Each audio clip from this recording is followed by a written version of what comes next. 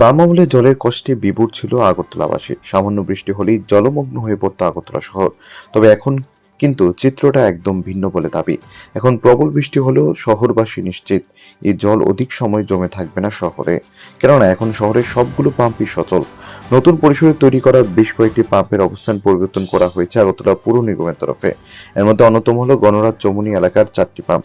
এই পাম্পগুলোকে তার আগের অবস্থান থেকে সরিয়ে আরো 7 ফুট উপরে বসানো ব্যবস্থা করেছে আগরতলা পৌর নিগম।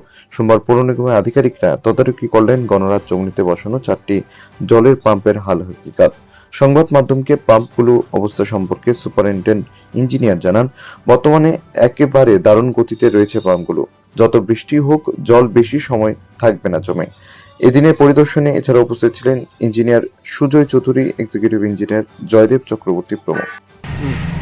আমরা এখানে পরিদর্শনে এসেছি, আপনারা জানেন যে গতবার যে ফ্লাডের সময় এখানে এই গণরাজ চৌমুহনীর পাম্পটা আর মহানামঙ্গনের রাস্তার যে পাম্পটা ইস্টপিএস এর পেছনের পাম্পটা দুটোই জলমগ্ন হয়ে গেছিলো, সম্পূর্ণ জলে নিমজ্জিত হয়ে গেছিলো। এবার আমরা সিদ্ধান্ত মতে এই পুরো পাম্প হাউসের বেসটাকে আমরা প্রায় 7 ফুটের মতো আপলিফ্ট করেছি। আপলিফ্ট করে পাম্পগুলোকে আবার খুলে আবার পাম্পগুলো আমরা বসিয়েছি। এখন এটার মধ্যে আমাদের যা আছে বৃষ্টি এলে যাতে আমরা বর্ষার আগে কাজটা আবার আগের মতো জল নির্গমন করতে পারি, এই কারণে আমরা এটা উঠিয়েছি। এখানে এখন আপাতত 4টে পাম্প আছে, একটা সাবমার্সিবল আছে, 2টো ইলেকট্রিক পাম্প আছে আর আরেকটা কম্প্রেসারের পাম্প আছে।